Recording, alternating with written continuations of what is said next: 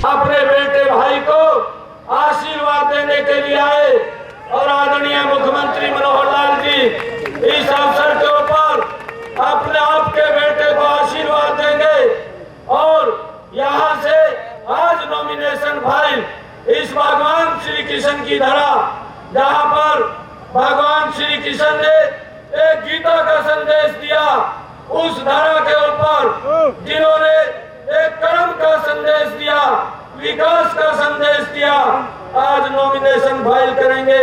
मैं आप सबको प्रणाम करता हूँ। करना चाहता हूँ कि पिछले दिनों में हम लोगों ने बैठ करके ये तय किया कि हम लोकसभा का चुनाव, विधानसभा का चुनाव सब एक परिवार के रूप में लड़ेंगे, एक परिवार के रूप में लड़ेंगे। हमारा रिश्ता बहुत पुराना रिश्ता है, आज का रिश्ता नहीं है।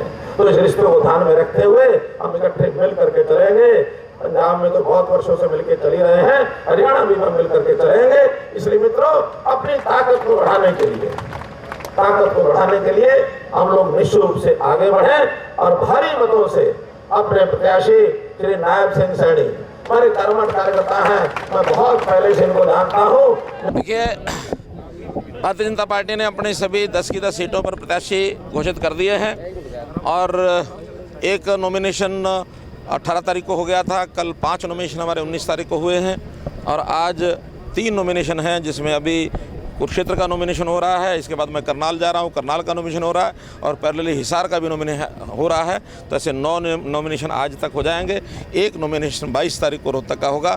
ऐसे हमारे भारतीय जनता पार्टी के सभी प्रत्याशियों के नॉमिनेशन 22 तक हो जाएंगे। और विडम्बना ये है कि दूसरी पार्टियाँ ऐसी हैं जिनके अभी सभी कैंडिडेट भी घोषित नहीं हुए हैं, इसलिए कैंडिडेट की मुशक्क़त में लगे हुए हैं। मैं चाहता हूँ वो भी जल्दी से कैंडिडेट अपने घोषित करें ताकि ये जो चुनावी युद्ध है ये ज़रा और रुचिकर बन जाए, तो जल्दी से वो घोषित करें तो अच्छा लगेगा। कोई मुकाबला नहीं है, क्योंकि देश की जनता, प्रदेश की जनता सब मन बना चुके हैं कि देश का अगला प्रधानमंत्री नरेंद्र मोदी बनना चाहिए।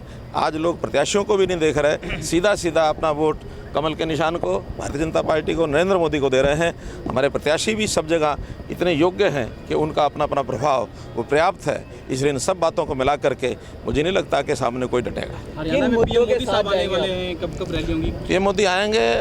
सामान्यतः ऐसे जो कार्यक्रम बनते हैं ये 8 दिन पहले जो चुनाव के होते हैं, आखिरी चुनाव के प्रचार के होते हैं, उन दिनों में होते हैं। मैं समझता हूँ 1 मई के बाद उनकी रैलियाँ होंगी। 3 या 4 रैलियाँ प्रधानमंत्री की होंगी, कुछ 4, 5, 6 रैलियाँ राष्ट्रीय अध्यक्ष जी की होंगी। तो ऐसे 10 की 10 लोकसभा क्षेत्रों में कोई ना कोई एक बड़ी रैली उनकी हो। सर, कांग्रेस ने अभी तक कोई कैंडिडेट नहीं घोषित किया? वही बात मैंने कहा है कि उनके तो कैंडिडेट भी छोड़ के भाग रहे हैं। वो 4 लोगों का पैनल बनाते हैं, किसी एक से बात करते हैं, वो छोड़ के भाग जाता है, फिर दूसरे से बात करते हैं। मुद्दे क्या होंगे इस पूरे? मैंने अपनी सभा में सारी बातें बताई हैं। देखिए, मुख्य रूप से तो आज देश के बारे में जिस प्रकार की बातें हमारे कांग्रेस और उनके अलायंस पार्टनर जो कर रहे हैं, ये एक बहुत बड़ी विडंबना की बात है कि इस देश की एकता सुरक्षा के लिए भी उनके मन में ज़रा भी भाव नहीं है। यानी यहाँ तक जो कह देते हैं कि इस देश के 2 प्रधान हो जाएं, उमर अब्दुल्ला और मुफ्ती महबूबा, जिस प्रकार का कह रही हैं कि जम्मू कश्मीर का अलग से प्रधानमंत्री होना चाहिए, और कांग्रेस हमारी चुप करके बैठी है, स्वीकार कर रही है, तो इससे बड़ा दुर्भाग्य नहीं हो सकता। सेनाओं के अधिकार को कम करने की बात वो कह रहे हैं, 370 को बनाए रखने की बात कह रहे हैं, और देश के प्रति मन में ज़रा भी भाव नहीं है। हम तो ये मानते हैं कि हम देश को अपनी माँ मानते हैं और ये विपक्ष के लोग केवल ज़मीन का टुकड़ा मानते हैं। बहुत बड़ा अंतर है।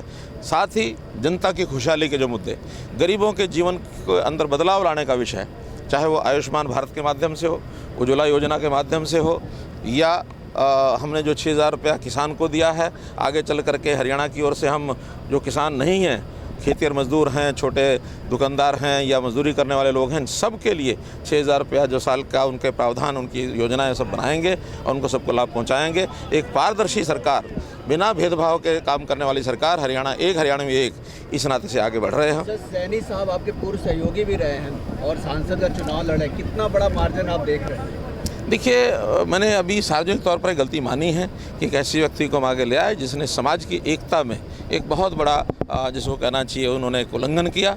हम सामाजिक एकता को हर कीमत पर बना के रखना चाहते हैं।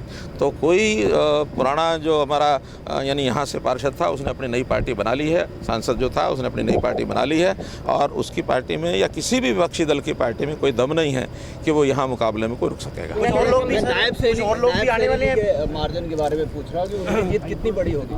नहीं, मैं बताया ना कि अभी तो सारे मैदान में आए तब तो बताएं ना। अभी मैदान में ही सारे नहीं आए तो जब तो मैदान में पार्टी के लोग भी कुछ ज्वाइन करेंगे बीजेपी में? बहुत लोगों ने ज्वाइन किया है। अभी कल मैं खरखोदा में था तो वहाँ के एक चुनाव लड़ने वाले एक नौजवान साथी ने उन्होंने हमारी पार्टी ज्वाइन की है। यहाँ कैलाश भगत जी ने पार्टी ज्वाइन की है और भी बहुत लोग हैं जो पार्टी ज्वाइन करने के लिए तैयार हैं। लेकिन एक एक करके हम उनके भी क्रेडेंशियल देखेंगे जिनको ज्वाइन कराना है, ताकि हम भी जो साफ़ सुथरे लोग हैं चाहे किसी भी पार्टी में हैं उनको अपनी पार्टी में ज्वाइन कराएं।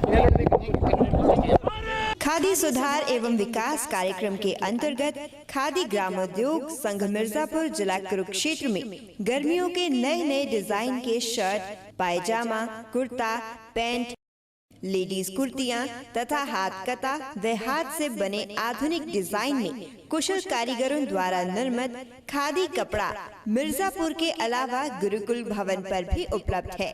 वहीं सभी कपड़ों पर 30% की विशेष छूट भी दी जा रही है। कृपया खादी खरीद कर कारीगरों का उत्साह बढ़ाएं।